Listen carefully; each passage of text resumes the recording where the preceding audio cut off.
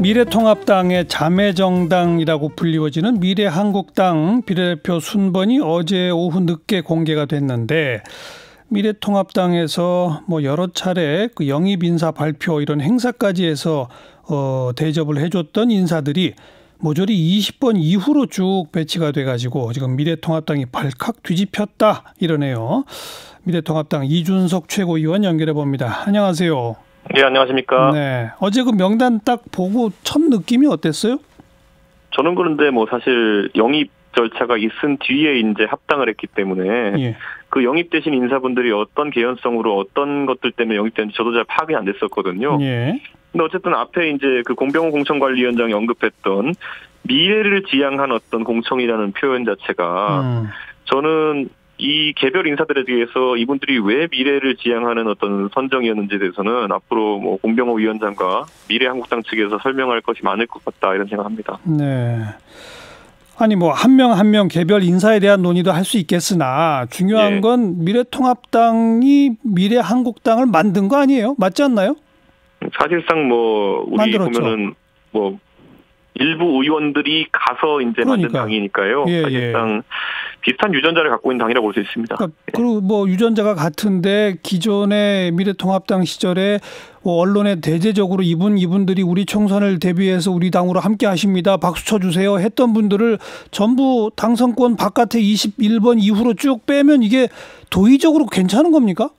도의적인 표현을 쓰기에는 사실 정당은 독립적으로 움직일 수 있는 부분이 있고요. 다만 저는 이제 미래한국당이라는 어떤 위성정당 시도에 대해 가지고 합당하기 전에도 합당한 이후에도 굉장히 부정적이었어요. 그러니까 첫째는 원칙론적인 부분이고 둘째는 바로 지금과 같은 시나리오.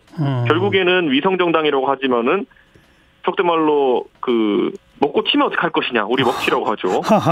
그런 좀 표현이 어떨지 모르겠지만 그런 상황이 발생했을 때 제어가 가능하냐라는 부분에 대해 가지고 전 이렇게 표현하자면은 한성교 대표께서 예전에 이제 안철수 대표와 합당 협상을 할 수도 있다 이런 얘기를 했거든요. 그리고 합당을 하면은 내가 대표직도 넘겨줄 수 있다 이런 얘기를 했거든요. 맞아요. 자, 이게 얼마나 기존의 미래한국당에 대한 개념을 깨는 발언이냐면은 어제도 한성교 대표는 재확인을 했어요. 총선이 끝나면 즉각 합당을 하겠다. 그러니까 안심해라 이런 취지로 말씀하신 거거든요. 그런데 뒤집어 말하면은 며칠 전에 당 대표를 넘겨줄 수 있다 이런 말을 했어요. 안철수 대표랑 합당하면은.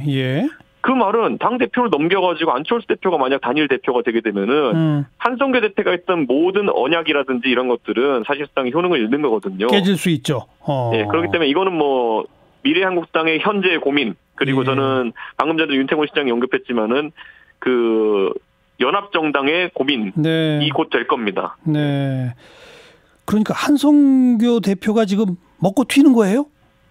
제가 이렇게 표현할게요. 지금은 저렇게 말씀하시지만은 선거가 지난 다음에는 바로 어떤 국면이 펼쳐지냐면은 공수처장을 임명하는 국면이 펼쳐집니다. 그런데 우리 국민들이 좀 지켜보셔야 될 게 공수처장을 그때 임명하는 기준을 저희가 잡을 때 국회 내 여당과 야당이 어쨌든 그런 어떤 추천을 하게 되어 있거든요. 그렇죠. 그런데 야당으로 분류되는 당이 지금 이제 미래통합당이 교섭단체가 되겠죠. 다음 선거에서, 이번 선거에서. 그리고 세 번째 교섭단체가 중요해집니다. 그렇죠. 그게 과연 비례연합정당이냐 아니면은 미래한국당이냐가 굉장히 중요해질 겁니다.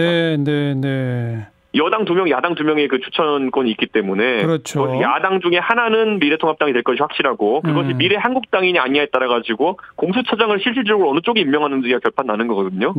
그래서 한성교 대표가 곧 합당하겠다 했던 것과 다르게 선거가 끝나고 나면은 합당 안 하고 별개 정당 상태를 상당한 기간 동안 지속할 당위성이 생기게 됩니다. 공수처 때문에. 그다음에 자연스럽게 그렇게 한다면 안철수 대표 쪽 사람들 안철수 대표 국민의당으로 몇 석을 할지 모르겠지만 그분들 끌어들이고 지금 무소속 출마하겠다는 분들이 줄을 잇지 않습니까? 그렇죠. 그분들 중에 당선된 분들이 미래통합당의 문호가 열리지 않으면 미래한국당으로 가려고 할 겁니다. 그러다 보면은 생각보다 규모가 더 커지게 될 수 있다. 이런 건데 원래 규모가 커지면 다른 생각이 들 수도 있겠죠?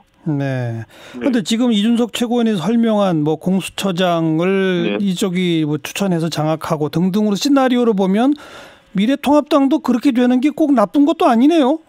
나쁘다기보다는 근데 이게 이제 제가 굳이 표현하자면은 이번에 통합추진위원회부터 해가지고 사실 동천관리위원장께서도 그렇고 예.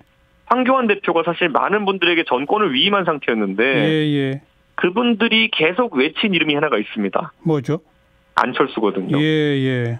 그러니까 이게 따져 보면은 황교안 대표께서도 요즘에 그런 걸 이제 좀 인식하시는 것 같은데 네. 이번 어쨌든 통합 과정에서 상당히 약진한 그룹이 어디냐면 안철수계입니다. 예. 잘 보시면은 그 안철수계 비례대표 의원님들이 물론 뭐 이 셀프 제명 파동은 있긴 했지만은 미래통합당에서 상당수가 공천을 받았고요. 받았죠. 예. 그리고 지금 한성교 대표 같은 경우에는 안철수 대표 쪽으로 러브콜을 보내고 있고. 네. 뭐 이런 것들을 봤을 때 저는 범보수 진영으로 안철수 대표를 끌어들이려는 시도가 결국은 미래한국당 시도와 겹쳐가지고 예. 안철수 대표에게 총선 이후에 상당히 큰 공간이 열리게 됐다 이런 분석을 할 수 있을 것 같습니다. 예. 아니 그러니까 그것까지를 포함해서 황교안 대표 입장에서는 뒤통수를 세게 맞은 거지만 범보수 진영 입장에서는 놓을 수 있는 카드를 지금 막 한성교 대표가 앞에서 놓고 있는 거 아니에요?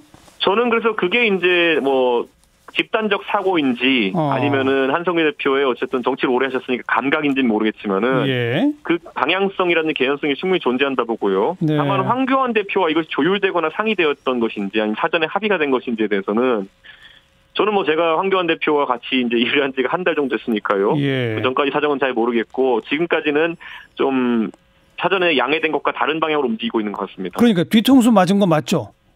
뭐 그렇게까지 표현할지 모르겠습니다만 하여튼간 좀 예상치 못한 부분이 있는 것 같습니다. 지금 미래한국당은 내일 최고위원 회의를 열어가지고 공천관리위원회에 재의를 요청하는데 전체 명단에 제의를 요청하는 것도 아니고 그냥 한 5명이 안 되는 몇몇 사람 제의만 요청한다. 요 정도 입장이네요.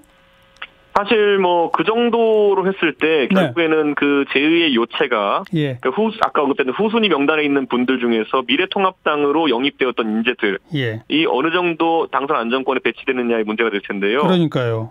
저는 사실 어떤 식으로 결과가 나오더라도 뭐 직접 영입 작업에서 역할을 했던 황교안 대표나 염동열 인재영입위원장 같은 경우에는 불만족스러울 수밖에 없는 상황이 아닐까.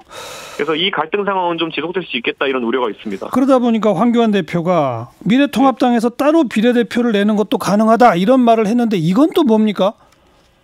뭐 지금 머리가 복잡하시겠죠. 예. 그런데 그게 지금 현실화되기는 상당히 어려운 부분이 사실 지금까지 이 전략으로 한 4, 5개월 동안 밀고 나왔거든요. 그렇죠. 통과 이후에. 그렇기 때문에 그것을 지금까지 그 보수 진영 유권자들에게 상당히 각인시켜 놓은 상태에서 사실 동반 출마를 해가지고 양쪽 당에서 예를 들어 편의상 5대5로 득표율을 가른다고 했을 때 실제 미래한국당 없이 그냥 미래통합당이 다 내는 것에 비해 가지고 호사가들 얘기를 한 4석 정도 추가된다고 하거든요. 4석 정도의 추가를 위해 뭐 어떤 비난도 감수하고 진행했다 보기에는 지금 선택할 수 있는 카드가 아닙니다. 그거는. 그러니까 양쪽 그 미래통합당도 미래한국당도 비례 후보 내는 거는 좀 어렵다 이거죠 한마디로. 그렇죠. 그런데 저희가 그런데 황교안 대표가 그 말을 한 거는 다른 수가 없다는 거 아니에요? 저는 뭐 그런데 미래한국당이라고 해가지고 본인들이 얻을 수 있는 득표력이라는 것의 그 원천 자체가 사실 미래통합당 지지자들에서 나오는 것은 알 텐데. 맞아요. 뭐 전적으로 미래통합당 지지자들의 그 옮겨가는 투표인데 그것에 있어서 황교안 대표가 저렇게까지 강하게 반발하는 상황 속에서 뭐 공병호 위원장이 아무리 독립성을 주장한다 하더라도 저는 지금 원안을 고수하기는 어려울 것이다 이런 판단을 합니다. 그래도 얼만큼 달라지느냐 거기에 달려 있겠는데 저간 황교안 대 한성교는 상당히 복잡 미묘하네요. 알겠습니다. 사실 그런데 미래한국당 명단에 보면은 미래통합당에서 영입했어도 괜찮을 것 같은 인사다라고 하는 분들도 앞에 있기 때문에 알겠습니다. 좀 봐야 될 것 같습니다. 이준석 최고위원 고맙습니다. 감사합니다.